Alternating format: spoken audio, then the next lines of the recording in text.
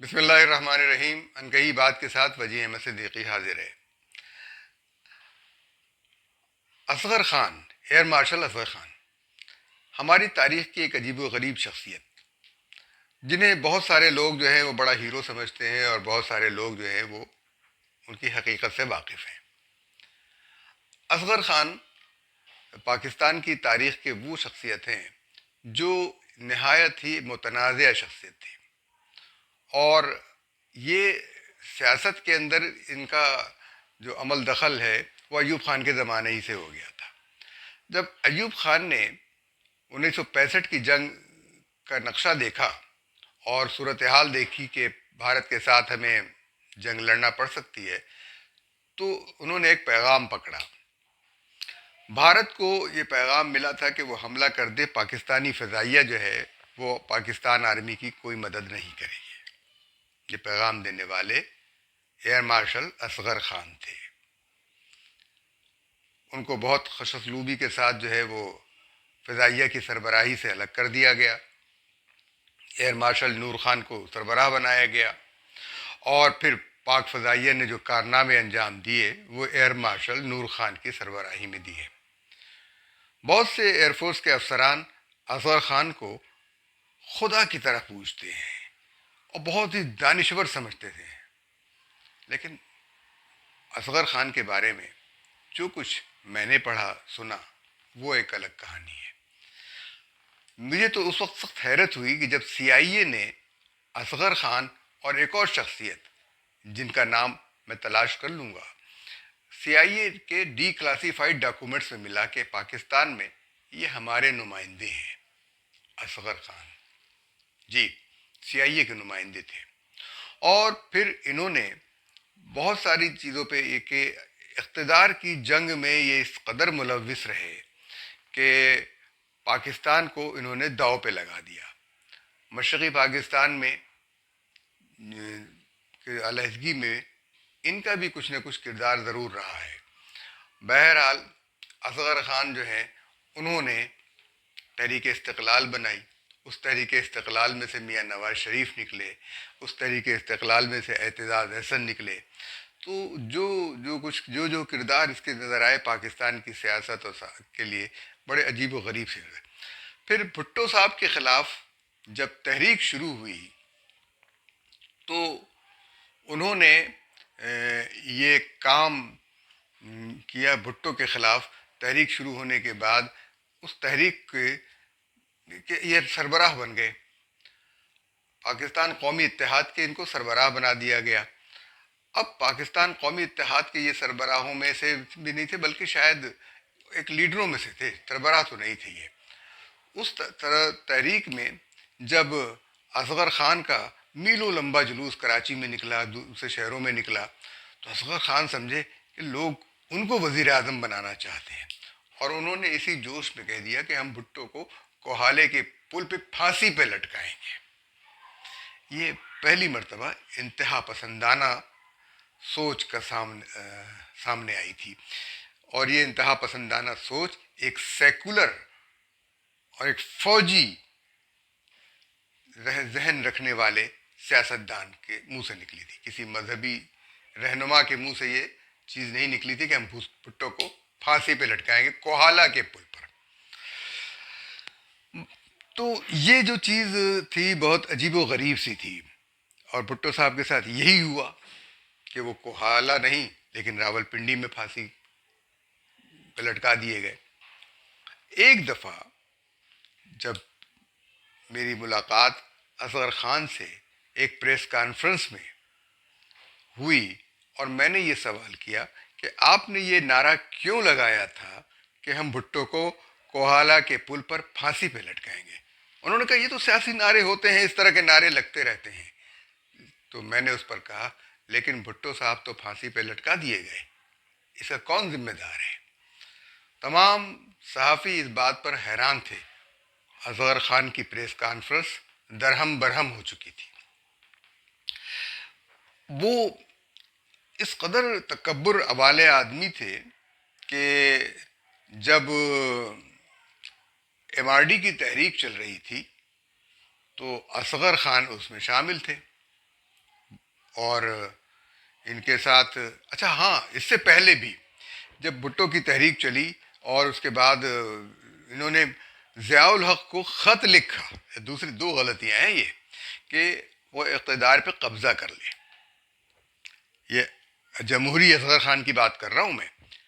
Asghar Khan case ابھی آپ کے آگے بتاتا ہوں. تو اصغر خان نے یہ ضیاء الحق کو خط لکھا کہ اقتدار پہ قبضہ کر لے. یہ خط تمام اس میں موجود ہے اور جنرل اسلم بیگ اس کا بہت ذکر کرتے ہیں اور وہ خط بھی کہ ان کے پاس یہ خط موجود ہے. اصغر خان نے یہ خط لکھا اور اس کے نتیجے میں مارشل لا لگے. یہ خط لکھنا ہی ایک غداری کا عمل تھا. آپ نے فوج کو کیوں ملوث کیا اقتدار میں اور سیاست میں، جبکہ آپ بھگت چکے تھے؟ کچھ عرصہ ہی گزرا تھا، ابھی 1977 تھا، اسی 71 کی آخری اشروں میں آ رہے ہیں آپ. 1977، ابھی مشرقی پاکستان کو الگ ہوئے 6 سال بھی نہیں گزرے ہیں کہ آپ نے پھر فوج کو دعوت دے دی اس اقتدار کو سنبھالنے کی. اصغر خان صاحب نے ملک کے یہ سیاستدان نہیں، سیاسی مجرم تھے. میں اب کہوں تو بہت لوگوں کو برا لگے گا، لیکن حقیقت یہ ہے کہ اس ملک کے اندر جمہوریت کا بیڑا غرق کرنے والوں میں سب سے بڑا نام اصغر خان کا ہے. وہ انتہائی غدار انسان تھا، جو پہلے بھی غدار تھا اور اب بھی غدار ہے. اور ایسے لوگوں کی عزت کرنا غداروں کی عزت کرنا ہے. اور پھر کیا ہوا؟ اقتدار جو ہے وہ جنرل ضیاء الحق نے سنبھال لیا. یہ جنرل ضیاء الحق کے پاس گئے اور کہا جنرل ضیاء الحق نے کہ بھی میرا کیا کردار ہوگا بتائیے، کون اس ملک کا سربراہ بنے گا؟ کہنے لگے آف کورس میں، تم نہیں. ضیاء الحق کی سمجھ میں آ گئی بات کہ اصغر خان ان کے ساتھ کیا سلوک کرنا چاہتے ہیں. اور اصغر خان ایران چلے گئے، وہاں جا کے پریس کانفرنس کی اور بتایا کہ وہ ملک کے وزیر اعظم بننے والے ہیں اور وہ جو ہے وہ ضیاء الحق جو ہے وہ واپس آرمی چیف ہو جائیں گے. پھر اس کے بعد جب وہ واپس آئے تو اصغر خان کو ایبٹ آباد میں جنرل ضیاء الحق نے نظر بند کر دیا. وہ وعدے کے خلاف اصغر خان کے جو وعدہ کیا تھا مجھ سے وزیر اعظم بنانے کا، بہت خوب تھی. ایک جمہوری طور پر منتخب شخص کو ہٹا کر اصغر خان آمریت کے ذریعے وزیر اعظم بننا چاہتے تھے. یہی مزاج تھا نا. اور یہی Asghar Khan P T I میں بھی تھے. دیکھ لیجیے صاحب، یہ اسی مزاج کی چیز تھے وہ. اب اس دور میں جو کچھ بھی بات ہوئی، اچھا پھر وہ کیس آتا ہے 1990 کا، جب اسد درانی آتے ہیں. ابھی ایک بہت بڑے صحافی جو ہیں، وہ پتہ نہیں صحافی، وہ سینئر صحافی ہیں، لیکن ہم نے ان کا نام صرف ابھی یوٹیوب پر ہی سنا ہے جانے کے بعد. تو وہ کہنے لگے کہ جنرل حمید گل نے جو ہے وہ پیسے دیے تھے. جنرل حمید گل نے، جنرل حمید گل تو بھائی اس وقت ریٹائر ہو چکے تھے اور ان کو وہ آئی ایس آئی کے چیف بھی نہیں تھے، ملتان کے کور کمانڈر تھے، لیکن اس وقت وہ ریٹائر ہو چکے تھے. اسد درانی تھے، اسد درانی، جنہوں نے را کے چیف کے ساتھ کتاب لکھی. جناب یہ تاریخی غلطیاں نہ کریں، آپ جو ہیں تاریخ کو مسخ نہ کریں. اسد درانی نے لکھی، اور اسد درانی کے جو ہے پیپلز پارٹی کے اجلاس میں وردی پہن کر جایا کرتے تھے. اور اس وقت پیپلز پارٹی کے کہنے پر، رحمان ملک کے کہنے پر انہوں نے یہ کام کیا تھا. اور وہ کروڑوں روپے جو تھے اسد درانی نے تقسیم کیے تھے، اور تاکہ آئی جے آئی اور اس کو بدنام کیا جا سکے. وہ تحریک چلی تھی کہ ان کو جتانے کے لیے یہ کیا گیا تھا. یہ ایک مسخ کی ہوئی تاریخ ہے جس کے اندر آپ اور اسے مسخ کر رہے تھے. حمید گل صاحب کے جو گناہ، ثواب اور کارنامے جو کچھ بھی تھے، وہ ان کے دوسرے افغانستان کی جہاد کے حوالے سے آپ کو غلط بیانی کرتے تو شاید میں شبہ میں مبتلا ہو جاتا. اگر آپ کسی آئی جے آئی کے بنانے کے حوالے سے کوئی بات کہتے تو مجھے یقین آ جاتا. وہ تو کہہ چکے تھے کہ آئی جے آئی انہوں نے بنائی تھی، لیکن اس کے بعد تو وہ اس دوران میں جس وقت یہ اسد درانی نے پیسے تقسیم کیے تھے اور جس معاملے کو اصغر خان نے جنرل اسلم بیگ کو ملوث کر کے بلایا، آپ حقائق دیکھ لیں. جنرل اسلم بیگ مسلسل اس سے انکار کرتے ہیں کہ ان کے علم میں ضرور تھا، لیکن اسد درانی ان کی کمانڈ میں نہیں تھے، وزیر اعظم کے ماتحت تھے. وزیر اعظم کے ماتحت آدمی کو میں کیسے وہ کرتا. پھر اس کے بعد آج کے جیسا معاملہ شاید نہیں تھا. انہوں نے جنرل اسلم بیگ نے کوشش یہ کی کہ وہ اپنا ٹینیور پورا کریں، اور انہوں نے ٹینیور پورا کیا اور ایکسٹینشن نہیں لی اور ماشاء اللہ نہیں لگایا، اس لیے وہ راندے درگاہ ہیں.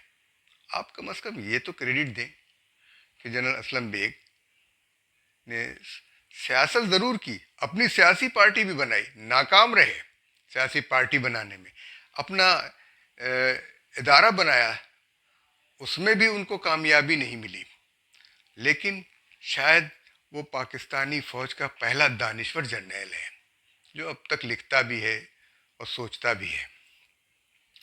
ان سے بھی بہت ساری غلطیاں ہوئی ہوں گی، اور ان غلطیوں کو ان کو شاید سدھارنے کا موقع بھی ملا ہو، لیکن یہ جو بات آپ کہہ رہے ہیں کہ حمید گل نے یہ کیا، وہ حمید گل نہیں، اسد درانی تھا.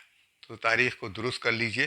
میں آپ کا نام اس لیے نہیں لیتا کہ آپ بڑے معتبر آدمی ہیں بہت، اور اس معتبر آدمی کے ساتھ میں آپ کا نام لے کر آپ کی غلطی کی اصلاح نہیں کرتا. یہ ویڈیو میں آپ کے بلاگ پر شیئر کر دوں گا تاکہ آپ اس کو صحیح کر لیں. اچھا ہاں، تو پھر اصغر خان کی مزید باتیں. تو اصغر خان صاحب نے جو ہے یہ کام بھی اسی طریقے سے وہ جو ہے اس شخص کو جس نے ماشاء اللہ نہیں لگایا، بدنام کرنے کی خاطر یہ کام کیا. اسد درانی کے لیے انہوں نے کچھ نہیں کہا، ان کا سارا انتقام اسلم بیگ سے تھا. اور اصغر خان کن عقائد کے پیروکار تھے، کن کو مانتے تھے، یہ سب لوگ جانتے ہیں. تو میرا یہ خیال ہے کہ سیاست کے اس منحوس کردار اصغر خان کا پول تو کھلنا ہی چاہیے تھا. اجازت دیجیے، اللہ حافظ.